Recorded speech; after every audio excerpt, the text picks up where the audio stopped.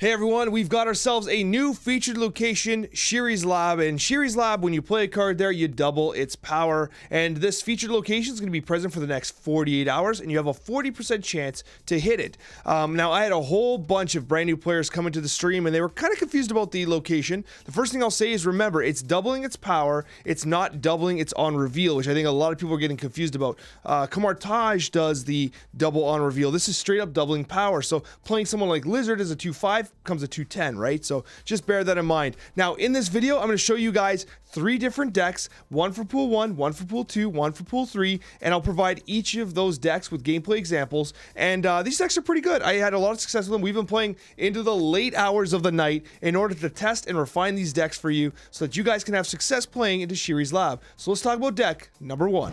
All right, so for pool number 1, what we've got is a deck that utilizes Uatu, as it always does, with a lot of high tempo cards that hopefully going to give you an advantage in the location. Now, you're going to see Rocket Raccoon, and you're going to see Forge. These cards are basically value cards that you want to play into the location, because once that SHURI'S Lab is up, people are going to get baited into playing. You can play in, and the nice thing about the Guardians is that if you actually hit Rocket Raccoon, you get the +2, and then you double its power, which is great. Which also means that if you don't have Black Panther, I strongly suggest that if you want to take advantage of this and you're free to play, you don't have Black Panther yet, I should have had this prepared in advance. I'm too tired to edit this, so anyways, Gamora is a great option because on the turn 5 play, you play into SHURI'S Lab, she becomes a 5/12, and then what you do is she becomes a 24 because of the doubling effect. So Gamora is a great choice if you don't have Black Panther. Amazing choice, honestly. You also have White Queen, which gets to show you some information about their hand, also becomes a 4/12, really valuable. The one thing this deck is missing as pool 1, which isn't a concern if you're in pool 1 yourself, but obviously you don't have a hard counter for the actual, like, when you're playing this deck, you're just like running up as fast as possible. Like, it's just a race to the top. There's no hard counter, right? You have Wolfsbane, which is great because Wolfsbane comes in, doubles its ability, and then what you do is when you play Odin on top of Wolfsbane, it doubles again, which is absolutely phenomenal. However, it will not double like it's been played again, just the on reveal gets doubled, bear that in mind. So she's a little unique, it's just a good pool 1 card. Jessica Jones is really good, and the nice thing I like about Nightcrawler is you can play Nightcrawler into SHURI'S Lab, become a 1/4, and then move it out so you can play another card, which is super valuable. Anyways, the Forge is really useful because it's basically a 2/4. You're actually getting +4 on any card you play, because when you play it into the SHURI'S Lab, that Forge buff gets doubled. You just got to make sure that you play it in conjunction with the card you actually want to double, because some people tend to forget, hey, I played Forge and then I accidentally put it on someone else and not the Black Panther, who I wanted to actually double its power in SHURI'S Lab. Armor is for those of you that are starting to approach the higher echelons of like pool 1, and you might start be playing against pool 2 players, and you gotta dodge those Shang-Chi's because they are gonna wreck you basically all the time non-stop. So that is the pool 1 deck. Again, gameplay example at the end of this. All right, so in pool 2, things get a little interesting, and you might notice right off the bat, hey Alex, you don't have Black Panther here. What the hell's going on? Because I actually, in my testing, we found while testing on Twitch, we're like, Black Panther's actually not all that good here. It should be good, but like until you have like Wong and some of the major pool 3 combos, it doesn't quite feel as good. So basically what I did was I said, okay, well, let's work around what we have in pool 2 to just take advantage of the location, but also give us opportunities to win a ton of cubes. So we did a modified version of the Sunspot Infinite deck that utilizes Shang-Chi to punch out anybody that gets greedy into the new location. Moreover, you can also get rid of it with Storm and then play into it with the Jessica Jones, which is great because any card you play into it early will get the benefit. So let's say you play Lizard into SHURI'S Lab. Lizard becomes a 2/10, okay? And then you play Storm on top, and then like if you have turn initiative, they just don't get the value. They don't get the double. So you have a 2/10 Lizard and a Storm, so you have 12 power in the lane. Huge. Uatu again, super valuable, so you can plan your approach. Armor helps protect your units, especially Sunspot, because you're going to see Killmongers, right? They're going to be everywhere. Nightcrawler, again, useful to play into SHURI'S Lab, then move out. But the big play here, honestly, is Shang-Chi. That's not Shang-Chi, this is Shang-Chi. Shang-Chi is absolutely insane in pool 2. A lot of people are being greedy, they're not playing armor, and they're just buffing up their guys to over 9. Like a White Queen is 12 right off the bat. Jessica Jones turns into a 12. Everybody's over 9 once you get into Series Lab. So you just punch them out.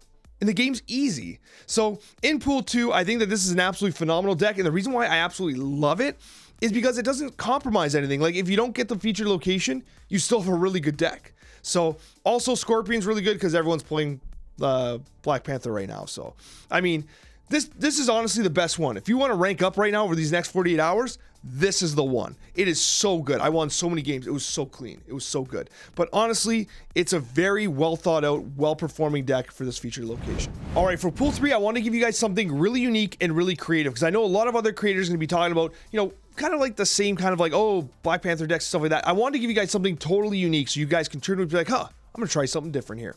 And we basically have a SHURI'S Lab easy move deck. And if you think about it, the move mechanics are actually really strong with this location, honestly. Because think about it, multiple man becomes a 2/6 right off the bat. You hit him with Hulkbuster, absolutely insane value. Human Torch gets a free double. You have Iron Fist, so you can play outside the location and then basically play a card into it and then punch it out of it and get free value right away. Green Goblin's a -6 on 3. Insane. Doctor Strange can very easily control here in double guys. Vulture's a little sus. You can actually get rid of Vulture if you want, but whatever. I was committed to the move. You have obviously the Shang-Chi. Spider-Man is so good in this lane because a lot of people are saving like that big turn 6 play. Play Spider-Man there. He becomes a 4/6, locks down the location. And the nice thing about Spider-Man, you basically control where the card goes because you play Spider-Man, you have Heimdall, you have Marvel, you have so many options and they just run out of space and you're able to move guys willy-nilly with a ton of extra value and they're being kind of constricted by Spider-Man. It's also worth noting that Captain Marvel, when played into SHURI'S Lab, becomes a 5/12 that at the end of the game can move wherever it needs to help you win. A 5/12 swing that lets you win at any point in time. Unreal. And then Heimdall allows you to take advantage of the multiple man getting buffed by SHURI'S Lab, the Human Torch getting buffed by SHURI'S Lab, basically Vulture, everyone else getting buffed by SHURI'S Lab. Everyone benefits from that Heimdall play because you have an absolutely insane multiple man bouncing around that's been buffed like crazy with its power doubled. This deck's pretty damn interesting, and guys, if you're new to Marvel Snap, might I suggest you consider subscribing and definitely check us out on Twitch TV. I've been streaming for like 7 hours testing these decks. We had a ton of fun. The community helped us build these decks. Like, we built these decks as a community. I would love to see you there. There's a link in the description and in the comment section as well. Guys, enjoy these gameplay examples. We've got Elysium. We're gonna play Armor into Elysium, even though I don't agree. Can't predict the Star-Lord play. Wish I had Uatu. Imagine if you had Uatu in this deck and you could actually see things. Oh, we got armor. We got armor everywhere. I think I hold the Star-Lord. Yeah. In my head, I would have played mid. I hate doing this with like the Guardians of the Galaxy. I would have played mid. Okay, I would have missed Maximus's. Wow, what an elite gamer. Hey, Uatu. Good timing, bud. It's SHURI'S Lab. Look at that.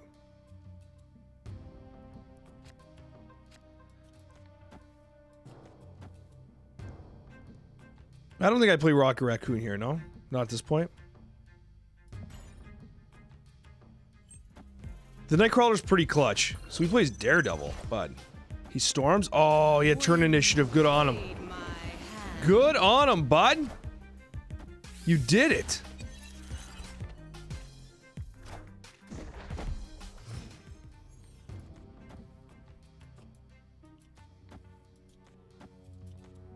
Let's go with this. This is a meme play. This is a pretty big meme play here. We're going for it. We're going for it. We're going for the big debate. But I know he has it too. Oh! No, it's Drax! Oh, God, no! Disaster!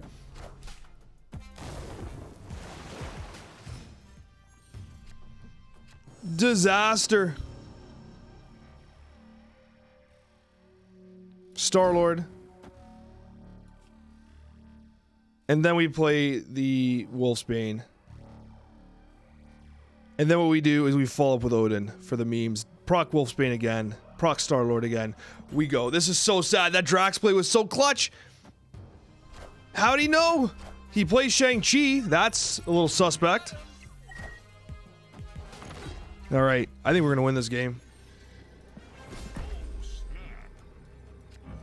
We snap, we play the Odin, and we win.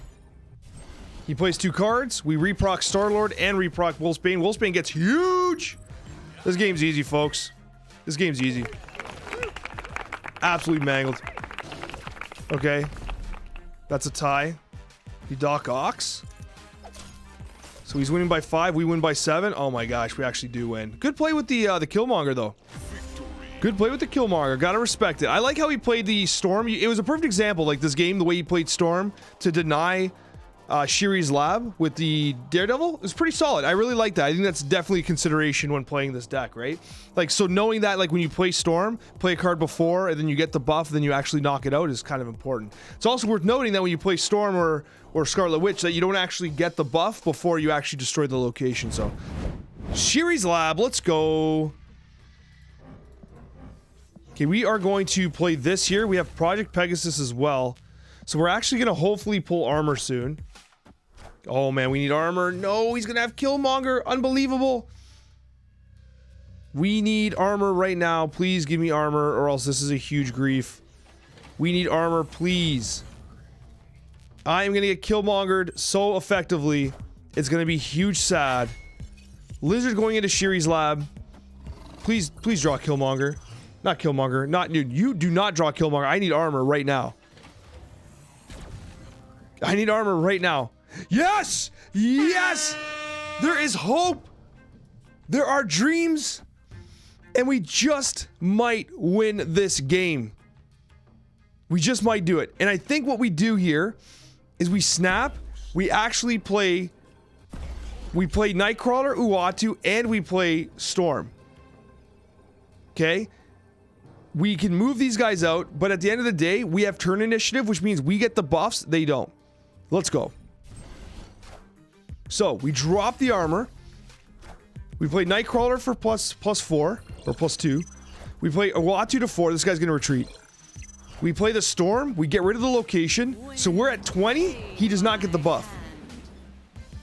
He plays Venom, does not destroy anything. Dude, this is an absolutely clean win. This game is over. Let's go. Let's actually think this through for a second. We have the Shang-Chi play. We move armor here. We move the Nightcrawler here. He's going to play into it. I don't need to play Shang-Chi. Because we hold Shang-Chi. We actually hold Nightcrawler. We just skip the turn. Because we have the Sunspot run up. He plays 2 cards there. Yeah, this game's done. This game's done. He can't do anything. See ya. Time to retreat, bud. It's time for you to go. You have lost this game, sir. I have won this game. That is how you win at SHURI'S LAB with a Pool 2 deck against the Venom deck. Absolutely clapped. Absolutely clapped. So we're going to start with the Nightcrawler play here, which is ideal because Nightcrawler is going to give us some additional value. We are going to discard a card. Hopefully it's not Lizard. Lizard's actually low-key pretty good in SHURI'S LAB. Plays Iceman. Hits Uatu. Not a big deal. Discard Uatu, please. Oh, that's Sakar. Never mind. I thought it was Sokovia. Guy gets a free White Tiger. Big sad, but I mean, it takes a spot away from there. Add a scroll to each location. Hey, that's really sad. We're going to play Sunspot here and ramp up our man. Oh, you know what? We can play Sunspot into Storm. Knock out the location completely. Is that better? I think it might be. He plays into it with Okoye. Okay. Okoye is okay. We're going to play Sunspot. Goes to 2. Ramp. It sucks, but whatever. We storm it. We have Sunspot. Squirrels are coming.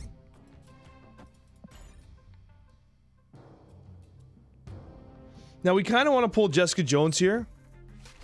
He plays Nakia. Oh, he must have that Black Panther. He must have it. We also get the ability to kind of ramp up the Sunspot, right? Oh, easy Jessica Jones. I think we take it. I think what we're going to do is he already committed all these cards mid. We're going to snap. We're going to play Jessica Jones here. This is an easy victory. This is a very straightforward win here, I think. He snaps back. That's fine, dude. Snap back. I think he's excited because he has a free white tiger here, which if he plays Odin mid, he should be able to take advantage of. He does storm the other side.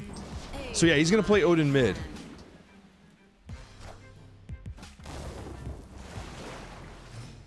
So we have to... So we have Infinite. We skip this turn. He goes up 5. She's 8. So now we actually just kind of win. Yeah, so this is this deck in action here. So both of us are trying to deny locations with Storm. He's clearly going to play Odin on top of the White Tiger. He plays Scorpion there. Whatever, Infinite's 19. Doesn't matter. So even if he... So basically, we tie that location, but I'm so far ahead here. Because if he Odin's here, I still win. Oh, I forgot about Lizard for a sec. Yeah, see, I knew Odin was coming. But either way, like, we're ahead by 11 here. So, it's just a very clean win. It's an extremely clean win. Because we finished the tiebreaker. So, it's 8 cubes for us. Again, we probably play our Iron Fist here. Iron Fist is okay just to play outside, like the, Iron Fist is perfect to play outside the featured location. Oh my god, Grand Central, are you kidding me? We're gonna wait a second here. So we got a former Infinite player here. Former Infinite player. Okay, so right now, okay, so we have SHURI'S LAB, which is awesome because we have Green Goblin. We're gonna snap. We have a perfect deck for this. Our deck is built for this because this is gonna be a -8 on his side of the board, and we're occupying a spot on SHURI'S LAB. So this is where this deck really starts to shine. See? It's no problem. The Scorpion feels a little bad. So what we're going to do here is we're actually going to multiple man. The wave's kind of annoying. I got to be honest with you. He plays Agatha. Damn. It's a big card. So here, what we do is we have to Shang-Chi. I mean, we don't have to Shang-Chi. We kind of do. And we put Human Torch in there. And then we can Heimdall and win the lanes easily. Also, yeah, we do this. We have to punch out this Agatha. Agatha has to go down. Of course, I would like to have SHURI'S LAB, you know, a major play here, but so we're actually not going to get much of the movement variation here. Oh, he gets so lucky with the multiple man hit too.